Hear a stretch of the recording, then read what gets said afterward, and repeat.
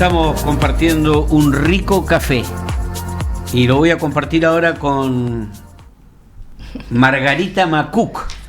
Se fue Jaime Come recién, mira, prueba el café Margarita, porque lo este vamos café, a probar. mira, este café es seleccionado en origen, tostado aquí en Punta Arenas. Café de especialidad en grano o molido, listo para preparar en casa. Lo puedes llevar, lo preparas en casa como lo preparamos acá. Ahí, Mónica lo acaba de preparar. Café, té, accesorio con despacho, incluso a domicilio. En www.tienda.patagoniablend.cl. Está rico el café, Está ¿no? espectacular. Fantástico. Ideal para la mañana. Para ti el segundo café, para mí el tercero de la mañana. Así es. ¿Qué le hace el agua al pescado? Claro que sí. Margarita Macuc, ¿cómo se reinicia la campaña? Margarita Macuc es académica de la Universidad de Magallanes, con larga historia en la docencia, profesora de castellano, de lenguaje, Sí, ¿no? Sí. Sí. Sí. Bueno, militante comunista, ex Seremi, hoy candidata a la constituyente. ¿Qué significó este parar en la campaña donde todo el mundo venía con el motor acelerado a fondo y se tuvo que, como decían en el barrio, se tuvo que chantar esta campaña por la pandemia y se reinicia ahora en un momento no menor, en un momento complicado, difícil, quizás más difícil que ayer en lo social, en lo político, en lo económico y en materia de salud, donde en nuestra región estamos creciendo en número de contagios y en positividad. Así es. Mira, la verdad es que yo creo que esta detención, digamos, esta postergación de las elecciones fue una medida absolutamente razonable, adecuada, apropiada. Yo creo que siempre la salud está primero, la salud y la vida de las personas, y por lo tanto la actividad política tiene que subordinarse a la vida y a la salud de las personas, y acá los intereses electorales tienen que dar paso a los intereses por la vida de todos y todas. Así que me pareció una muy buena medida y la aplaudo, y también, bueno, y hay que ser coherente con esto en términos de que si viene una próxima cuarentena, también los candidatos van a tener que replegarse y hacer lo suyo por las otras vías. Creo que ni un candidato puede exponer a nadie a que se contagie por una campaña presencial. Creo que ahí hay que ser bien cauto. ¿Y tú crees que si hay una nueva cuarentena y si no se bajan los números en el centro del país, incluso se podría volver a postergar la elección? No creo, fíjate, lo que he escuchado yo en los medios de comunicación a nivel nacional, más bien donde se toman estas decisiones, es que no se postergarían, pero lo más probable es que sí se hagan cuarentenas previas, ¿no? Eso es lo que las señales que están dando, y de a poco también se están liberando algunas comunas en Santiago, avanzando. A mí me llama mucho la atención eso. Aunque me llama mucho la atención. tiene... Se viene el Día de la Madre, ahí se han liberado fundamentalmente las comunas del sector oriente de Santiago. A mí eso me llama muchísimo la atención. Lamentablemente vivimos en un país de tanta desconfianza, donde se instaló la desconfianza de todas las medidas, y claro, a todos nos llama la atención que justamente lo veía por ahí por las redes, que las personas asociaban las comunas que se habían abierto a sectores comerciales importantes. Bueno, yo hoy el ministro de Educación, materia que tú conoces bien y vamos a hablar también sobre aquello, invita a volver a las clases presenciales, y los colegios particulares han abierto sus puertas también, esencialmente en el sector oriente de Santiago, donde se recibieron los alumnos, donde existe la crítica de los médicos, por ejemplo, que también acá en Punta Arenas están exigiendo una cuarentena. Entonces, mira, tú acabas de decir, hay que privilegiar la vida. Sin ninguna duda que hay que privilegiar la vida, pero nos encontramos con llamados, por ejemplo el Colegio Médico, donde dice que es necesaria otra cuarentena en la región de Magallanes, y en el diario de hoy nos encontramos con la justa demanda de un sector que ha sido tremendamente golpeado y no ha ayudado, el sector gastronómico que encabeza Jaime Génesis, donde dicen cree que eventual cuarentena no deberá regir mientras persista el bloqueo de ruta. Primero, estamos con un bloqueo de ruta, tanto en Argentina como en Chile. Estamos en una situación excepcional. Y lo otro, que esta es una de las actividades del turismo que puede recibir con esta cuarentena el golpe de gracia. Sí, pues tú has tocado un tema que es clave hoy día en la realidad nacional, porque esto es regional pero también nacional, y la verdad es que es muy complejo ver el escenario nacional hoy día, porque ha habido una serie de medidas. Yo estuve hace un tiempo, hace una semana, escuchando y leyendo a Andrea Repeto, que es una economista de la Universidad Adolfo Ibáñez, en donde planteaba que las medidas, el gasto fiscal había sido insuficiente, y que había óptimas condiciones para tener mayor gasto fiscal.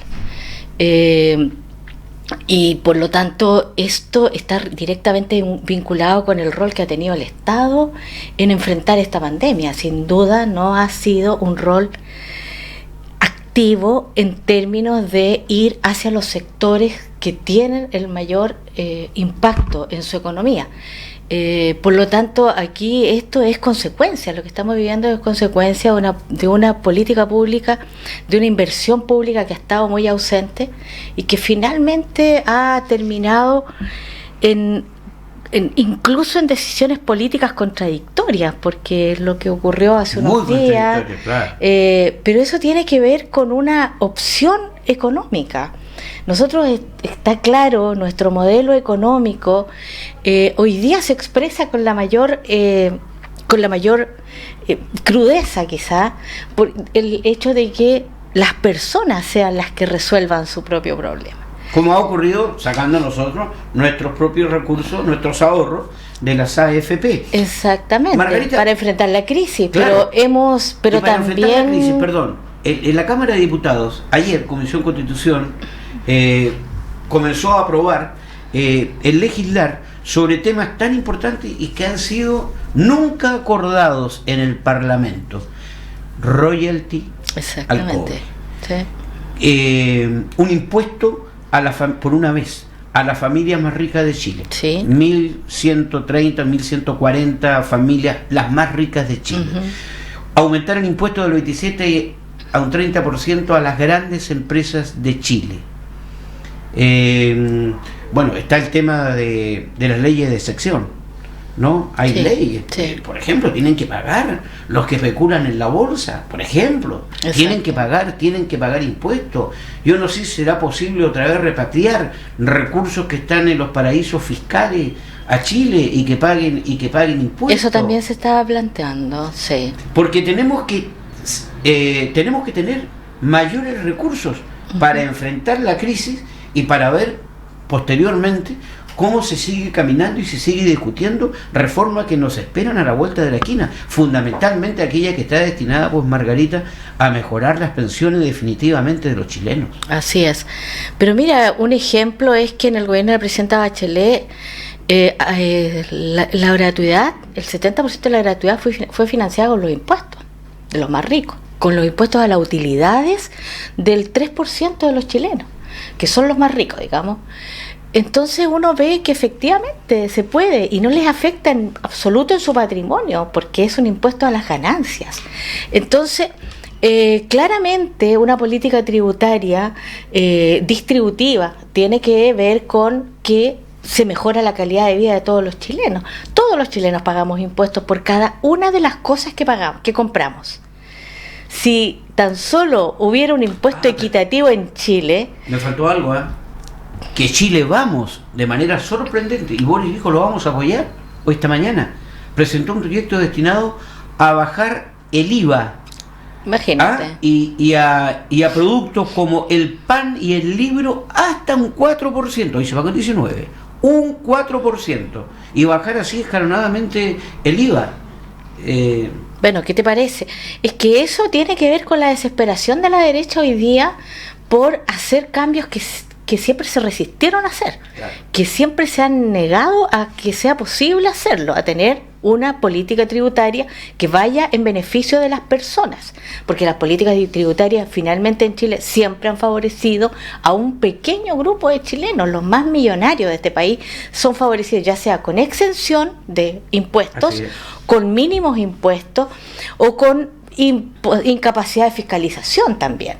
Entonces, aquí es donde uno dice, en esta situación de crisis, en donde el gobierno de Piñera está realmente en una condición de cuestionamiento absoluto, en donde el apoyo es cada vez menor, en donde el Tribunal Constitucional lo deja solo con una decisión, con una política que había propuesto él, con la posibilidad de tener un 10% distinto del propuesto por los diputados y senadores.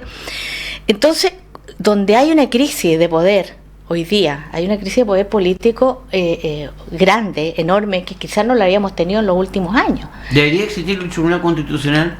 Tú que vas a escribir la Constitución, eres candidata constituyente, ¿cuál es tu mirada frente al Tribunal Constitucional que en esta oportunidad falló contra el gobierno?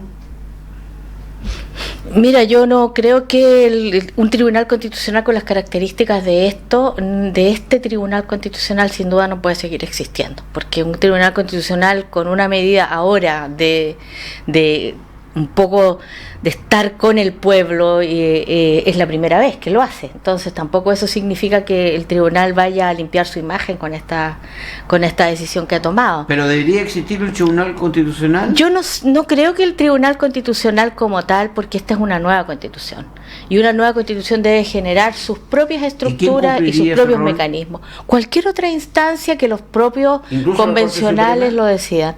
Sí, podría ser, pero la verdad es que aquí el punto es que los convencionales, los 155 personas que van a ser elegidas, tienen que decidirlo. En parte tiene que ser una decisión técnica, una decisión política, pero también una decisión de representatividad popular. Así que aquí el punto es en qué medida el Tribunal Constitucional representa los intereses de la mayoría de las personas. ¿Pueden ser electos por el pueblo?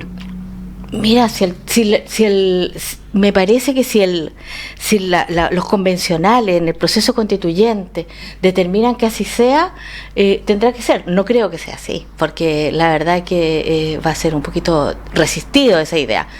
Pero porque tú la estás planteando aquí. Sí, claro. es como tu aporte a la convención, ¿no? Pero bueno, todos los días hacer un aporte, pero... bien, no, pero súper bien, porque en el fondo, ¿sabes qué? Yo tenía hartas ganas de conversar sobre este tema, que me parece que estamos viviendo un momento súper complejo económico terrible, social espantoso, político de un nivel de desgobierno bastante grande, pero sanitario. Total, de salud, pero... estamos viviendo para la gente que trabaja, los trabajadores, la salud, están enfrentando la peor crisis de su historia. Pero ¿sabes qué? Creo que igual es importante lo que tú planteas, Vladimiro, respecto de esto, de por qué no un tribunal constitucional elegido por el pueblo. Porque en el fondo lo que ha pasado con la nueva constitución, con este debate, promovido justamente por la movilización social de octubre, es que nos hemos empezado a cuestionar todas las estructuras y hemos repensado todas las cuestiones que creíamos que eran eternas y para siempre y inamovibles. Nada está escrito en cemento. ¿Cómo? Nada está escrito en cemento. Exactamente. Entonces, lo interesante de eso es que todas las personas, independientemente de sus características, independientemente de su profesión, independientemente de su trabajo, de su oficio, hoy día están opinando y haciendo propuestas. Y eso creo que es fundamental en este proceso constituyente. Yo, cuando venía a esta entrevista, pensé en que este era un tema importante, porque normalmente las élites dejan fuera de la discusión, las élites políticas, económicas, sociales, dejan fuera de la discusión de los temas relevantes a la comunidad, a la población, al pueblo en definitiva.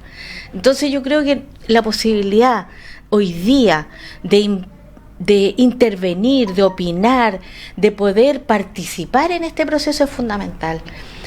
Y con opiniones contundentes. Mira, ahora venía y un señor me dijo, yo le dije, voy a una entrevista porque soy candidata convencional. Me dijo, para terminar con la AFP. ¿Qué te parece? Yo dije, sí, exactamente para eso. Así que usted cuando vote por alguien que se vaya a comprometer con terminar la FP.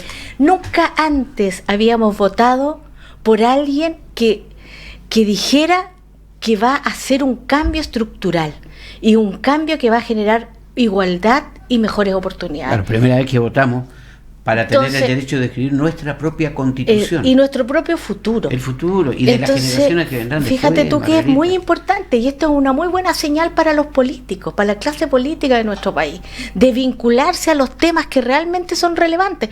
¿Por qué hoy día la clase política comienza a hablar de reforma tributaria?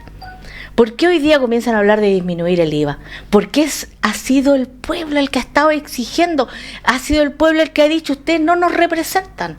Entonces, esas propuestas que hace hoy día, que está intentando ponerse a tono con la realidad del 90% de los chilenos, porque la disociación, el nivel, la falta de cohesión social de nuestro país es una de las más altas del mundo, donde la gente no se siente interpretada, no se siente identificada con un proyecto que la interprete en sus demandas más centrales. Entonces creo que es muy bueno que lo que estamos viviendo hoy día. Y a propósito de lo que tú me preguntabas respecto a este lapsus que se produjo, creo que hoy día nos hace pensar, este lapsus, esta detención, donde pasaron muchas cosas. Nos obliga a pensar y repensar cuál es el sentido de esta campaña. ¿Y cuál es el sentido desde mi punto de vista de esta campaña? El sentido de esta campaña para mí es tener la oportunidad de compartir ideas sobre qué país queremos, compartir ideas y propuestas y un poco derribar el mito de que el país lo construyen expertos y técnicos. El país lo construye la mayoría de la gente. Lo que recién me decía un pescador, Jaime Combe. Bueno, yo estoy de acuerdo con él.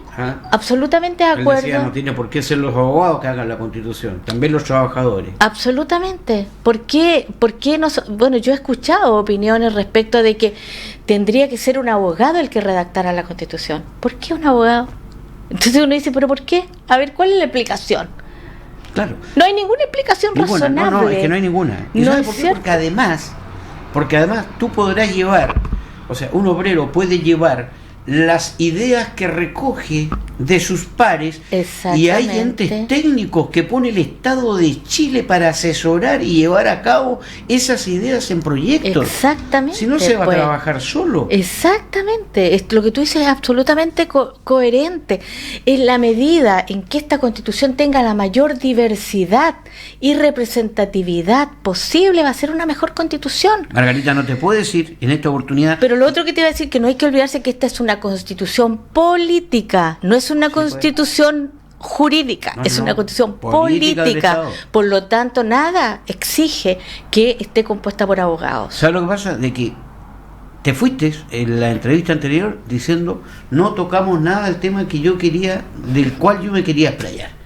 Y bueno, y hoy vamos a tener poquito tiempo. ¿No vamos a alcanzar de nuevo? Pero bueno, en la próxima oportunidad. Pero solo déjame un titular. Respecto a esta última reunión participaron parlamentarios, presidentes de los gremios de la educación de toda la región, participó el Ceremi de Educación, el ministro de Educación, tuvieron una reunión. El subsecretario y el ministro, ¿no? Por la desmunicipalización, ¿no? Por el traspaso de la educación a los servicios locales, que quedó claramente establecido que sí o sí comienza el próximo año.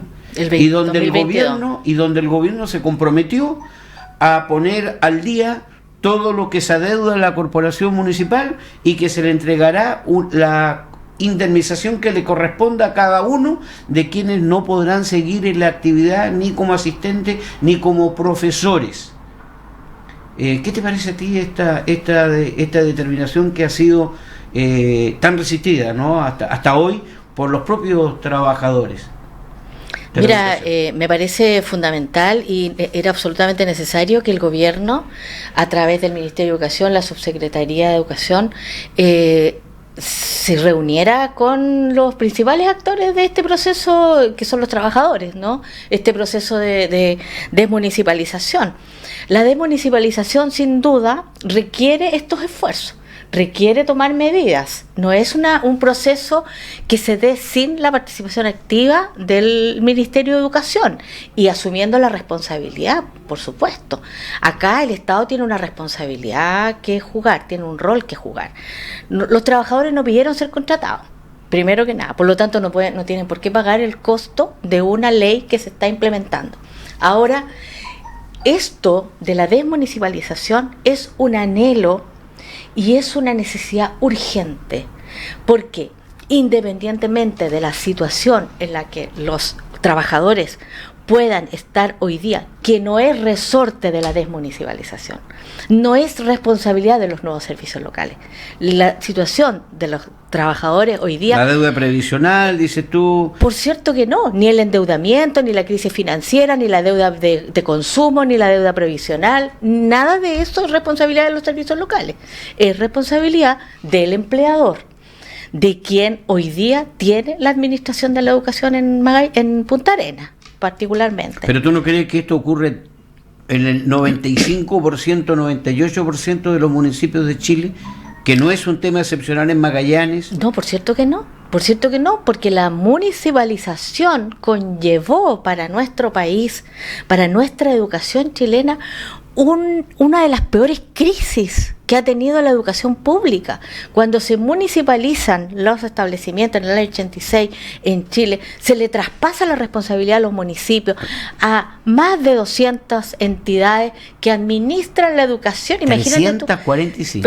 345, siempre me olvido el número, pero son 345 sujetos, si podríamos decirlo, personalidades jurídicas que administran una educación pública. Eso en sí mismo es una amenaza para el sistema público. Entonces, ¿qué es lo que se plantea ahora? Hoy día, en el marco de la reforma educacional, en el marco de fortalecer la educación pública. Hoy día, fíjate que conversábamos con Cristian Beley hace pocos días, que es candidato a convencional también, un experto en educación, con el cual trabajamos bastante en este periodo. Él decía, solamente queda la provisión de la educación pública, está tan minimizada, tan reducida durante esto, que antes era un 100% educación pública estudiante, o un 90%, porque un porcentaje mínimo iba a la privada, que hoy día solamente el 30% de los estudiantes va a la educación pública. Sí, pues.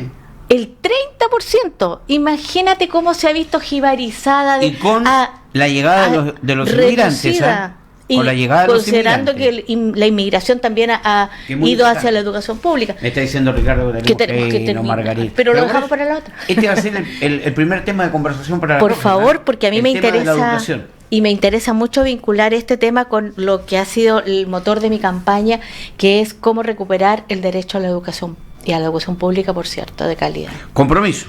El próximo café, la próxima conversación, la comenzamos hablando de educación. De todas maneras, aprovecho de decir que escribí una columnita que va a aparecer en la radio, en esta radio, en el banner, sobre este mismo tema de educación pública y nueva constitución. La leeremos con mucho interés. Margarita Macuc, docente de la Universidad de Magallanes, ex Seremi de Educación en la región, candidata constituyente, estuvo con nosotros haciendo Buenos Días Región. Se viene más porque ya viene la ANEF. Vamos a conversar con Doris Sandoval a propósito del paro nacional anunciado para mañana y al nuevo 1 de mayo, Día del Trabajador.